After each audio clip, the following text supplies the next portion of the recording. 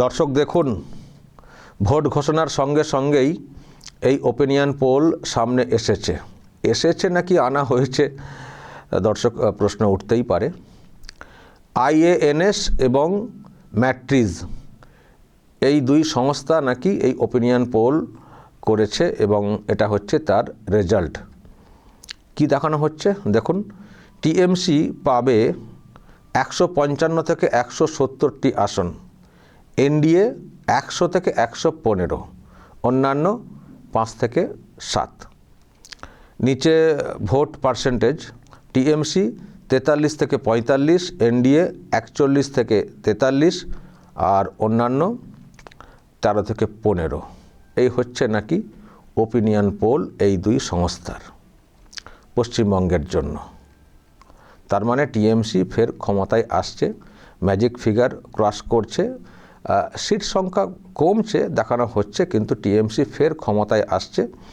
আর বিজেপির কাছে মানে এনডিএর কাছে এই বাংলার ক্ষমতা অধরা থাকবে, সেটাও আর কি বলা হচ্ছে।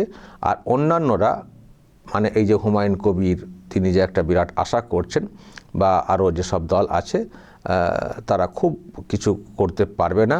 টোটাল 5 থেকে 7টা আসন। এই হচ্ছে ওপিনিয়ন পোল এই দুই সংস্থার। এতে একেবারে মন ভেঙে দেওয়ার মতো একটা ওপিনিয়ন পোল। আজকে ভোট ঘোষণা হয়েছে, রাজ্যে মানুষ পরিবর্তনের আশাতে দিন গুনছেন, যার মাত্র মানে আর কত সময়, এটা তো মার্চের মাঝামাঝি হয়ে গেল। 4 মে রেজাল্ট ঘোষণা, 1.5 মাস আছে। তো ভালো কিছু হবে, পরিবর্তন হবে রাজ্যে।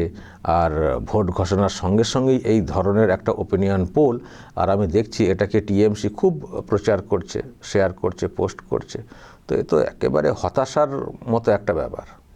নতুন স্বপ্ন নিয়ে যখন মানুষ ভোটে যেতে চাইছেন, আর সেখানে শুরুতেই ভোট ঘোষণার দিনেই যদি এই রকম একটা ওপিনিয়ন পোল দেখানো হয়, এ তো মানুষের মনে ভয় ঢুকে যাবে যে আবার তার মানে টিএমসি ক্ষমতায় আসছে, তাহলে বাবা টার্গেট হব না, বেশি বেরোবো না, মানে মানুষের মনে তো ভয় ঢুকে যাবে।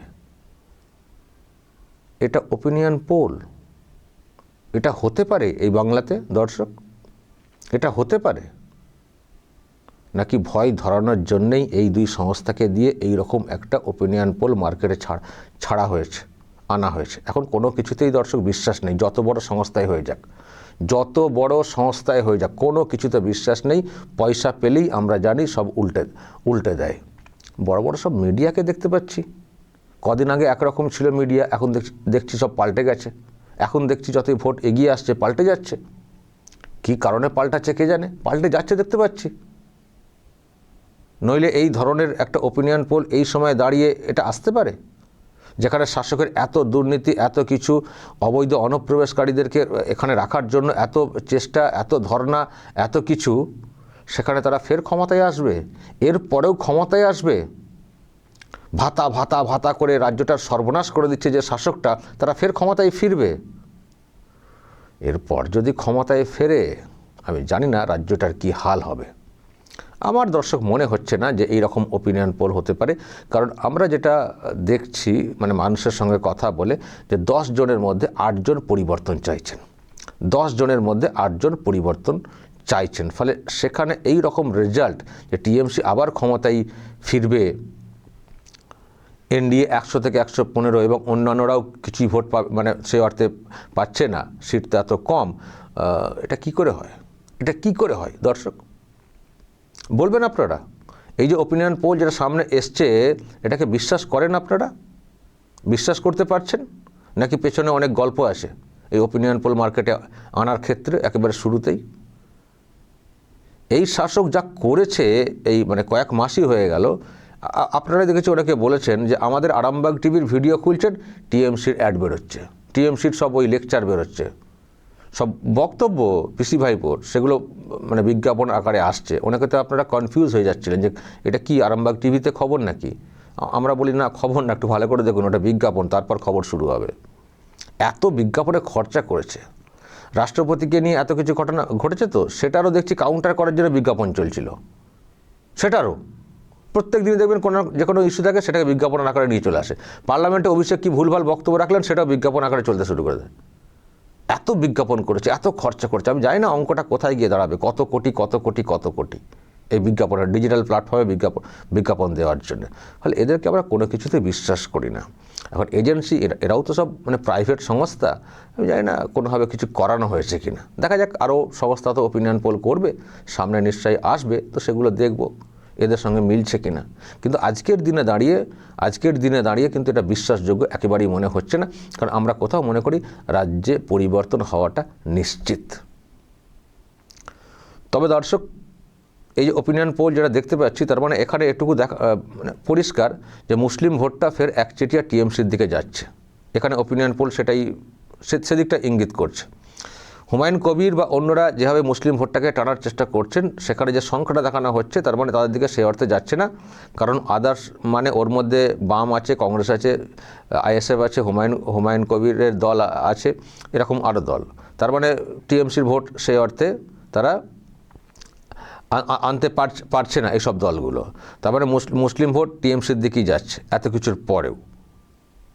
মানে এটা কি এসআইআরের ইফেক্ট হিসেবে দেখানোর চেষ্টা হচ্ছে নাকি, জানি না কোন লেভেল থেকে কীভাবে ওপিনিয়ন পোল এটা তৈরি করা হয়েছে।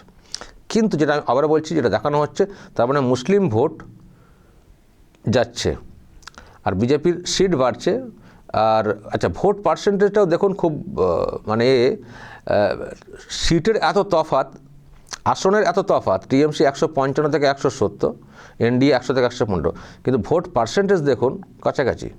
টিএমসি 43 থেকে 45, এনডিএ মানে বিজেপি 41 থেকে 43, ভোট মানে পার্সেন্টেজ কাছাকাছি, ভোট শেয়ার, কিন্তু আসন সংখ্যা অনেক কম।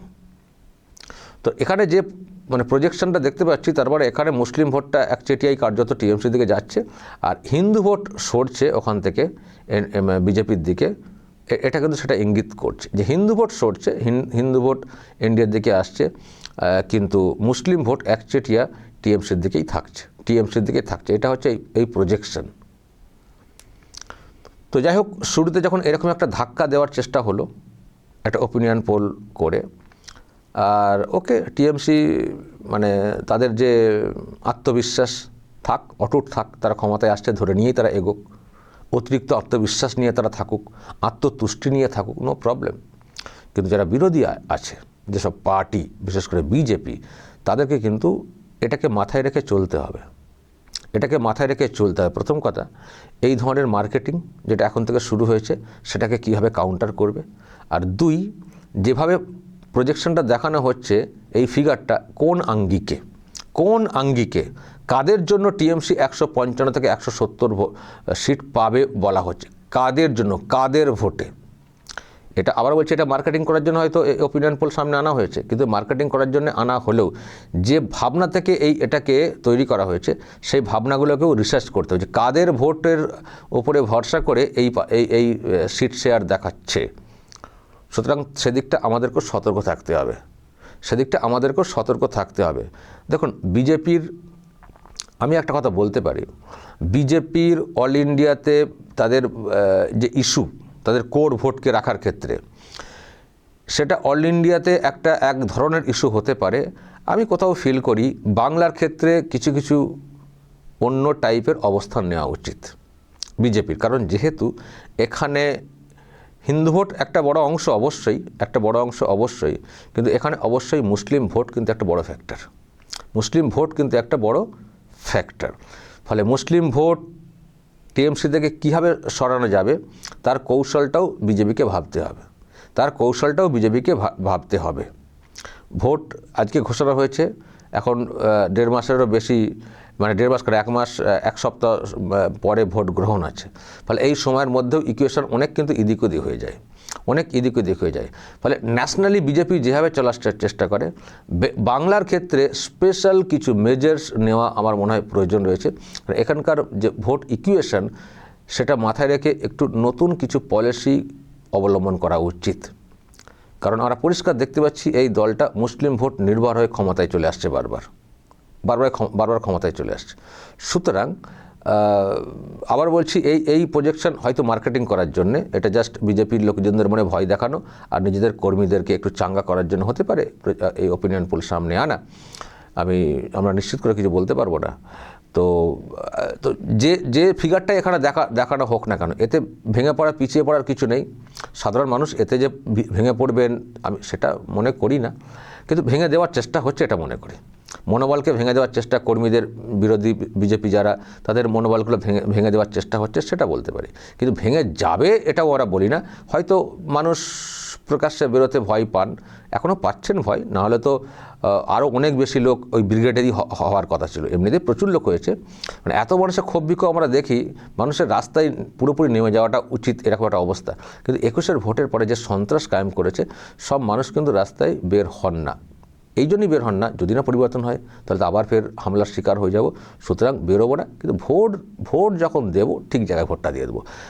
এবারের ভোট কিন্তু ওই বিজেপির লোকের সঙ্গে, নেতার সঙ্গে কতজন বেরোলেন তার উপরে কিন্তু নির্ভর করবে না। এটা ভোটের দিনে কিন্তু অন্য রকমের খেলা হবে। যারা বের হচ্ছেন তারা মানে অত্যন্ত সাহসী, যে ওই রকম একটা অত্যাচারের পরেও তারা বের হচ্ছেন, তারা অত্যন্ত সাহসী। কিন্তু এই না যে এই তো এতগুলো লোক দেখা গেল, বাকি লোক কই, ওরকম করে কিন্তু ভোট হবে না। এবার ভোট কিন্তু হবে চুপি চুপি, মানুষ কিন্তু প্রচুর ভোট দেবেন। আমি সেই জন্যই বলছি, এই কাদের কথা শুনে, কাদের শুনে এই ওপিনিয়ন পোল করা হয়েছে কে জানে। কিন্তু মুসলিম ভোটটার এখানে যেভাবে প্রজেক্ট করা হচ্ছে, আমার মনে হয় না এইরকম মানে হবে মুসলিম ভোট, মানে ওই রকম একচেটিয়া টিএমসিতেই ফের পড়বে। এতটা সহজ না, কারণ এখন হুমায়ুন কবিরের দল আর আইএসএফ এরা সব আছে, এরা একটা বড় ভোট টানবে। ফলে এইরকম টিএমসি এত ভোটে আসনে জিতে যাবে, এটা অ্যাটলিস্ট আমার আজকের দিনে দাঁড়িয়ে আমার মনে হচ্ছে না।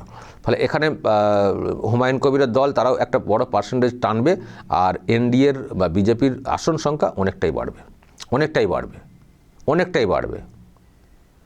সুতরাং এখানকার ভোট ইকুয়েশন যে এখন অনেকটাই চেঞ্জ হয়েছে, সেটার প্রতিফলন এই ওপিনিয়ন পোলে এসেছে কিনা এটা নিয়ে আমার প্রশ্ন রয়েছে। তো যাই হোক, ওরা করেছে, সংস্থা করতেই পারে, তাদের মার্কেটিংয়ের ব্যাপার আছে, ওটা কিছু ব্যাপার আছে, সে করবে যাক। আরও ওপিনিয়ন পোল সামনে নিশ্চয়ই আসবে, দেখবো আমরা কে কী দেখাচ্ছে।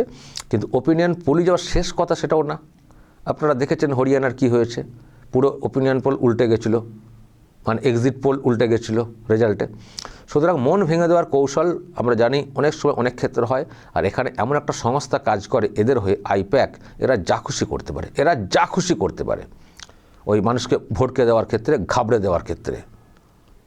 আমি এটাও দেখেছিলাম কাউন্টিংয়ের আগের দিনে এমন একটা মানে এক্সিট পোল, যেটা না কিন্তু পুরো উল্টে দেওয়া হয়েছিল, সেখানে দেখানো হয়েছিল বিজেপি হেরে যাচ্ছে।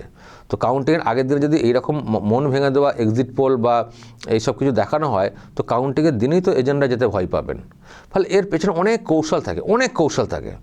তাই বলছি, আমি এই জন্যই বলতে এলাম, এ নিয়ে ভেঙে পড়ার কিছু নেই। মন ভেঙে দেওয়ার মতো একটা ওপিনিয়ন পোল দেখানো হচ্ছে, কিন্তু ভেঙে পড়ার কিছু নেই। লড়াই এখন অনেক বাকি আছে। মানুষ কিন্তু এবার সাইলেন্টলি চুপিসারে ভোট দেবেন, চুপিসারে নিঃশব্দ বিপ্লব ঘটাবেন রাজ্যের মানুষ, সেটা আমার কোথাও মনে হয়। দেখা যাক। দর্শক বলুন আপনাদের মতামত, যে ওপিনিয়ন পোল দেখছেন এটা সত্যি মনে হচ্ছে নাকি যেটা আমার মনে হচ্ছে যে মার্কেটিং করা, মানে বিরোধীদের মনোবলকে ভেঙে দিয়ে শাসকের চাঙ্গা করা, সেই জন্য এটা জাস্ট আনা হয়েছে, এই রেজাল্ট হতে পারে? দর্শক অবশ্যই বলবেন। আর বিজেপির উদ্দেশ্যে আপনাদের কি পরামর্শ, কিভাবে তাদের এগোনো উচিত ভোট ইকুয়েশনকে মাথায় রেখে? দর্শক অবশ্যই বলবেন, আপনাদের মতামত রাখবেন, যা বলার বলবেন এবং নজর রাখবেন আরামবাগ টিভিতে।